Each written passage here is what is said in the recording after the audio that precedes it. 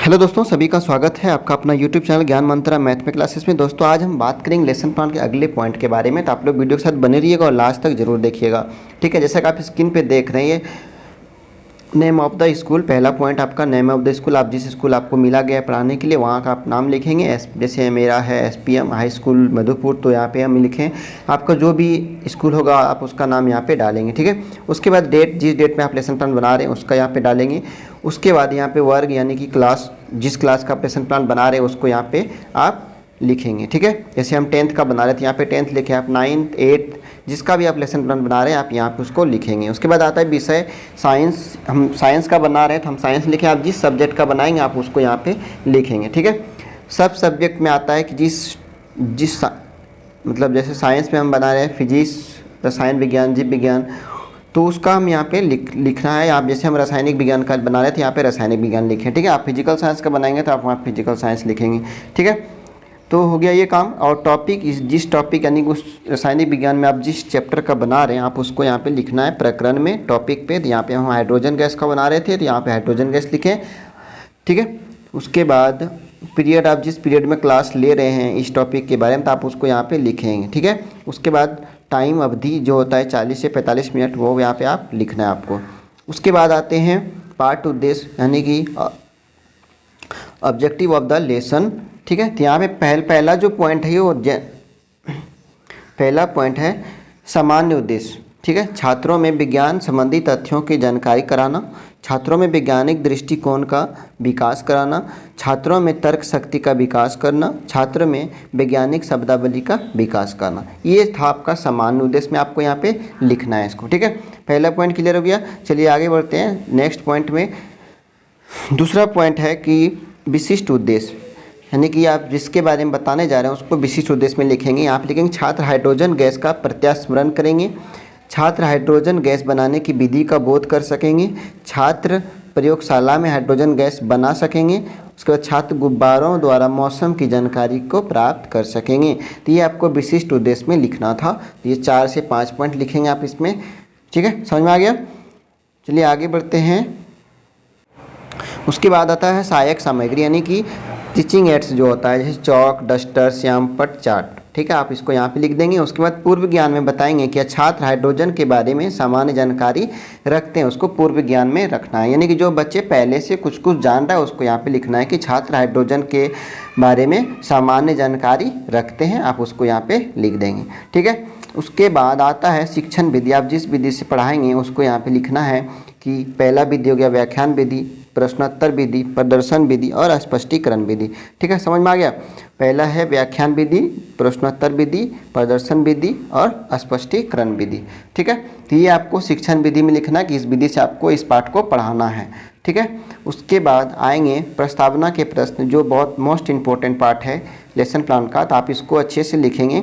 यहाँ पे लिखेंगे, पहला क्वेश्चन आप करेंगे बच्चे से, जिंक क्लोराइड का क्या सूत्र होगा। तो बच्चे बोलेंगे ZnCl2 होता है, ये बच्चे बताएंगे। उसके बाद पूछेंगे आप हाइड्रोक्लोरिक अम्ल का क्या सूत्र है, तो HCl, ये बच्चे बताएंगे। उसके बाद गुब्बारे में पूछेंगे नेक्स्ट क्वेश्चन कि गुब्बारे में कौन सी गैस भरी जाती है, तो गुब्बारे में हाइड्रोजन गैस भरी जाती है। ठीक है, बच्चे बता देंगे। उसके बाद बताएंगे, क्वेश्चन पूछेंगे प्रयोगशाला में हाइड्रोजन गैस कैसे बनाई जाती है, तो बच्चे मौन हो जाएंगे, यानी समस्यात्मक प्रश्न यहाँ पे आ जाएगा। ठीक है, उसके बाद आपको आना है उद्देश्य कथन में, यानी कि स्टेटमेंट ऑफ एम।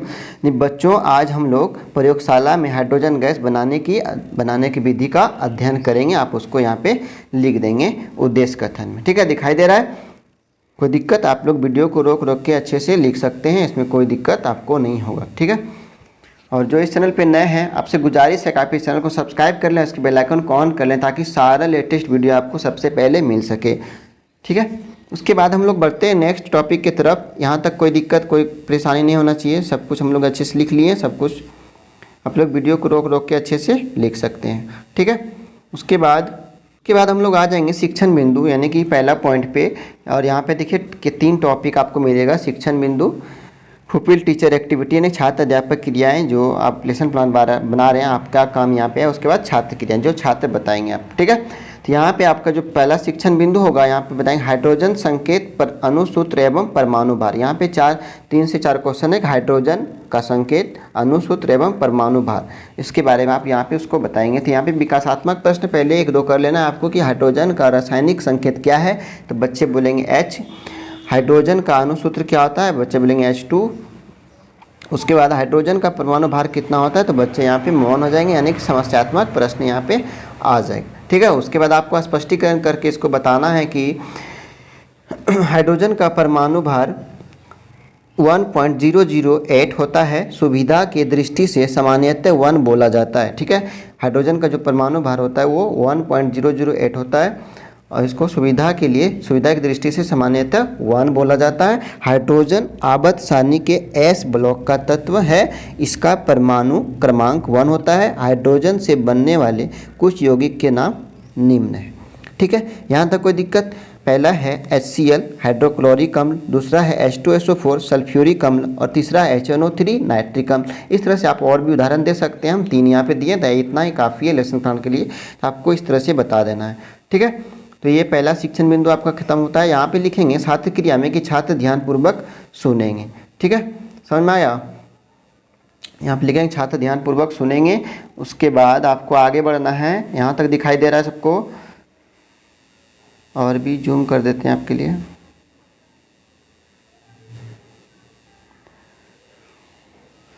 कहते हैं कुछ ऐसे प्रमुख यौगिक है जिसमें हाइड्रोजन उपस्थित रहता है। ठीक है, ये आपको यहाँ से लिख के आगे बढ़ना है। शिक्षण बिंदु 2 पे हम लोग आएंगे। यहाँ पे लिखेंगे प्रयोगशाला विधि, यानी कि प्रयोगशाला विधि में कैसे बनाया जाता है उसको यहाँ पे लिखेंगे आप शिक्षण बिंदु 2 पे, यानी कि दूसरा पार्ट पे आप लिखेंगे यहाँ पे व्याख्यान विधि, यानी कि यहाँ पे लिखेंगे कि पानी के विद्युत विश्लेषण से हाइड्रोजन व ऑक्सीजन गैस प्राप्त होता है। किसे? पानी के विद्युत विश्लेषण से हाइड्रोजन व ऑक्सीजन गैस प्राप्त होता है। उसके बाद प्रयोगशाला में हाइड्रोजन गैस बनाने की विधि यहाँ पे बताएंगे। यहाँ से दिखाई दे रहा है आपको कि प्रयोगशाला में हाइड्रोजन गैस बनाने की विधि। उसके बाद यहाँ पे लिखेंगे कि छात्र ध्यानपूर्वक सुनेंगे। छात्र क्रिया में आपको लिखना है छात्र ध्यानपूर्वक सुनेंगे। उसके बाद यहाँ से इसको पूरा विस्तार से आपको बता देना इस तरह से कि प्रयोग का प्रदर्शन करते हुए एक उल्फ बोतल में दानेदार जस्ते के टुकड़े लेकर कॉर्क की सहायता से एक मुंह में थिसिल कीप तथा दूसरे में निकास नली लगाई। निकास नली के दूसरे सिरे को सच्छिद्र आसन के नीचे रखते हैं, जो कि जल से भरे हुई द्रोणिका में रखा जाता है। अब थिसिल कीप की सहायता से तनु सल्फ्यूरिक अम्ल गिराया जाता है, जिससे सल्फ्यूरिक अम्ल तथा जस्ते के बीच रासायनिक अभिक्रिया होने लगती है। इस प्रकार प्रारंभ में जो हाइड्रोजन H2 गैस उल्फ बोतल से निकलती है उसमें बोतल के अंदर की हवा भी मिली रहती है, अतः कुछ देर तक इस गैस को निकलने देते हैं। फिर जल से भरा हुआ गैस जार उल्टा करके सच्छिद्र आसन के ऊपर रख देते हैं। इस प्रकार हाइड्रोजन गैस की गैस जार में जल के अधोमुखी विस्थापन की रीति से एकत्र किया जाता है। ठीक है, तो आप इस तरह से पूरा विस्तार से इसको बता देंगे। ठीक है, आप लोग वीडियो को रोक के अपने कॉपी पे लिख सकते हैं, इससे कोई दिक्कत आपको नहीं होगा। फिर से हम आपको धीरे धीरे दिखा रहे हैं, आप लोग अच्छे से देख लीजिए और वीडियो को रोक के आप अच्छे से इसको लिख सकते हैं। ठीक है,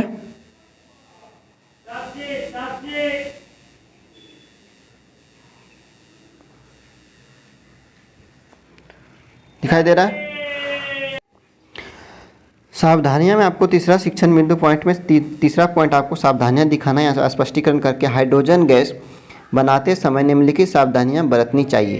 तो क्या क्या सावधानी बरतना है आपको यहाँ पे ध्यान से देखिएगा। इसको यहाँ पे लिखना है छात्र क्रिया में कि छात्र ध्यानपूर्वक सुनेंगे।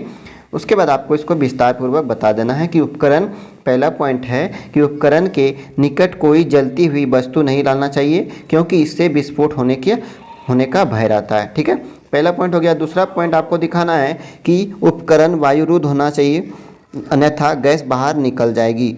ठीक है, तीसरा पॉइंट में आपको दिखाना है कि प्रारंभ में कुछ बुलबुले निकलने पर ही हाइड्रोजन को गैस जार में एकत्रित करना चाहिए। ठीक है। चौथा पॉइंट आपको दिखाना है कि थिसिल कीप के निचले शीट को सल्फ्यूरिक अम्ल में डूबा होना, सिरे को सल्फ्यूरिक अम्ल में डूबा होना चाहिए, ठीक है। यानी चौथा पॉइंट है कि थिसिल कीप के निचले सिरे को सल्फ्यूरिक अम्ल में डूबा होना चाहिए। समझ में आ गया। तो ये आपका सावधानियाँ था, इस सारी सावधानी को यहाँ पे बता देना है आपको इसके बारे में। फिर से हम आपको दिखा रहे हैं चारों पॉइंट, आप लोग वीडियो को रोक रोक के अच्छे से लिख सकते हैं।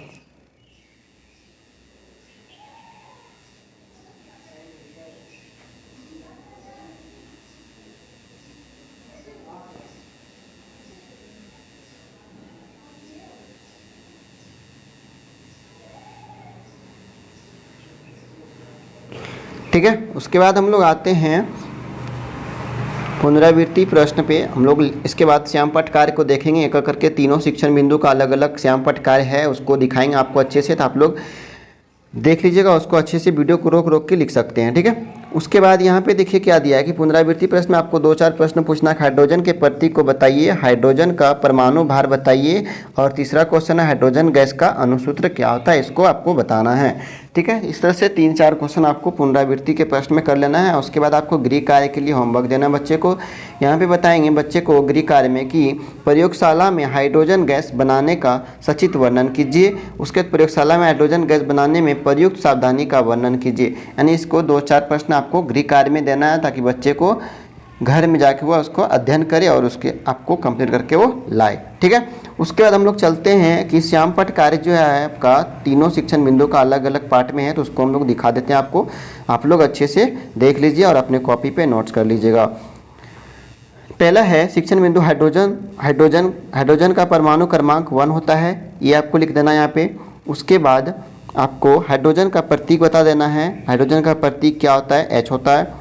उसके बाद हाइड्रोजन का परमाणु भार जो होता है वो कितना होता है, तो 1.008 होता है, और सावधानी के लिए हम लोग 1 बोलते हैं, ठीक है। लेकिन इसका सटीक वैल्यू जो होता है 1.008 होता है, ये आपको यहाँ पे बता देना है। उसके बाद आपका हाइड्रोजन जो है H यानी S ब्लॉक का तत्व है, किसका है, S ब्लॉक का तत्व है। ये आपको श्यामपट्ट कार्य में अच्छे से दिखा देना है इस तरह से लिख के।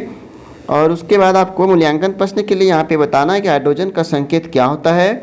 उसके बाद हाइड्रोजन का परमाणु क्रमांक कितना होता है। ये 2-4 प्रश्न आपको मूल्यांकन प्रश्न से पूछ लेना होता है, ठीक है। तो ये हो गया आपका शिक्षण बिंदु पहला का जो था आपका हाइड्रोजन, उसका श्यामपट्ट कार्य हो गया, आपको समझ में आ गया होगा।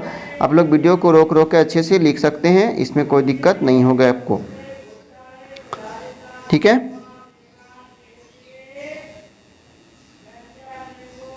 दो चार पॉइंट देके आप इसको लिख सकते हैं। चलिए हम लोग आगे देखते हैं, प्रयोगशाला विधि को देखते हैं यहाँ पे कि इसको किस तरह से श्यामपट्ट कार्य करेंगे। तो यहाँ पे देखिए समीकरण दे रखा है कि Zn + H2SO4 को जब रिएक्शन कराया गया तो ZnSO4 + H2 बनता है, यानी कि जिंक सल्फ्यूरिक अम्ल के साथ जब रिएक्शन कराएंगे तो जिंक सल्फेट और हाइड्रोजन गैस बनता है, ठीक है। ये आपको अच्छे से दिखा देना है, पूरा क्लियर दिखाई दे रहा है आपको ये पार्ट। उसके बाद आपको आना है मूल्यांकन प्रश्न में कि सल्फ्यूरिक अम्ल का सूत्र बताइए और जिंक सल्फेट का सूत्र बताइए। ये 2-4 प्रश्न यहाँ से आपको पूछ लेना है। आप आगे हम 2 पूछें तो आप 3-4 भी कर सकते हैं, उससे कोई दिक्कत नहीं है। और इसके बाद हम लोग एक फिगर ड्रॉ किए उसको देख लेते हैं थोड़ा सा।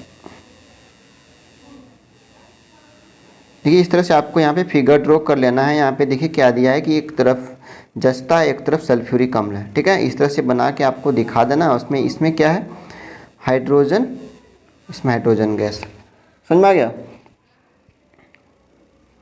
इस तरह से आपको ये पॉइंट को दिखा देना है पूरे इस तरह से, दिखाई दे रहा है। फिर से हम आपको धीरे धीरे दिखा रहे हैं ताकि आपका कुछ छूटे नहीं।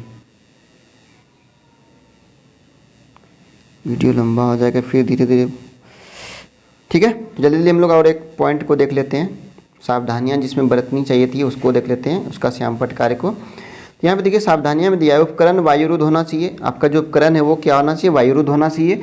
उसके बाद आपका जो नेक्स्ट पॉइंट होगा वो शिथिल कप के सिरे, शिथिल कप के निचले सिरे, शिथिल कीप के निचले सिरे को सल्फ्यूरिक अम्ल में डूबा हुआ होना चाहिए। नेथिसिल कप जो है उसका जो निचला सिरा है वो सल्फ्यूरिक अम्ल में डूबा होना चाहिए। इस तरह से आपको सावधानियाँ में 2-4 पॉइंट को बता देना है, ठीक है। उसके बाद मूल्यांकन प्रश्न में आपको उसी तरह प्रश्न कर लेना है। इस तरह से यहाँ पे दिखाई दे रहा है आपको, हाइड्रोजन गैस बनाने में कोई एक सावधानियाँ बताइए और थिसिल कप के निचले सिरे में क्या डूबा होना चाहिए। इससे 2-4 प्रश्न इस तरह से आपको कर लेना है, ठीक है। तो आपका इस तरह से हाइड्रोजन का लेसन प्लान पूरा कंप्लीट होता है।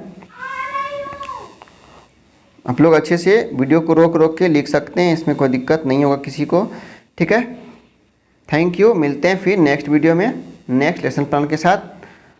लास्ट तक वीडियो देखने के लिए बहुत बहुत थैंक यू। और अपने दोस्त को शेयर कीजिए, लाइक कीजिए और सब्सक्राइब कीजिए। हम आपके लिए ऐसे वीडियो लाते रहेंगे।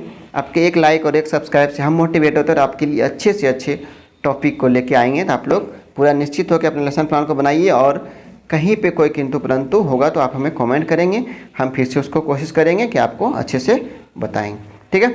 मिलते हैं नेक्स्ट वीडियो में, तब तक के लिए जय हिंद, जय भारत।